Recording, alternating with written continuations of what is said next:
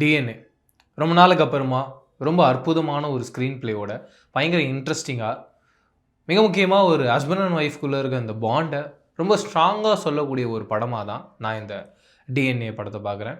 இந்த படத்துடைய director Nelson ரொம்ப அழகாக ஸ்டேஜ் பண்ணியிருந்தாருங்க. எனக்கு பயங்கர இம்ப்ரெசிவாக இருந்தது. என்னென்னா படம் ஆரம்பித்து ஒரு 15 மினிட்ஸ் எனக்கு பெரிய அளவில் கிரிப்பிங்காக இல்லை. நான் பெரிய டவுட் பட்டேன். ட்ரெய்லரில் அவ்வளோ எக்ஸலண்ட்டாக காமிச்சிருந்தாங்களே, ஒரு கேரக்டர்ஸையும் அவ்வளோ டீட்டெயிலாக ட்ரெய்லரில் எக்ஸ்பிளைன் பண்ணியிருந்தாங்க. என்னடா ஷாக்கிங்காக இருக்குது. படம் ஆரம்பித்து ஒரு 10-15 நிமிஷம் கதைக்குள்ளே போகாமே மற்ற கேரக்டர்ஸை பற்றி பேசிக்கிட்டு இருக்காங்களே. எப்போ இந்த படத்துடைய ட்ரெய்லர் நீங்கள் பார்த்துருந்தீங்கன்னா தெரியும், ஒரு பாட்டியோட கேரக்டர் ஒன்று இன்ட்ரடக்ஷன் கொடுத்துருப்பாங்க. அந்த கேரக்டர் உள்ளே வந்ததுக்கு அப்புறமா ஒரு ஃபயர் ஏற்படுது, பிளாஸ்ட் பேங்குங்க. அதுக்கப்புறம் நீங்கள் அந்த கதைக்குள்ளே அந்த ஸ்டோரி வேர்ல்டு உள்ளேருந்து வெளியில் வரவே முடியல. பயங்கர ப்ரெஷராக இருக்குது.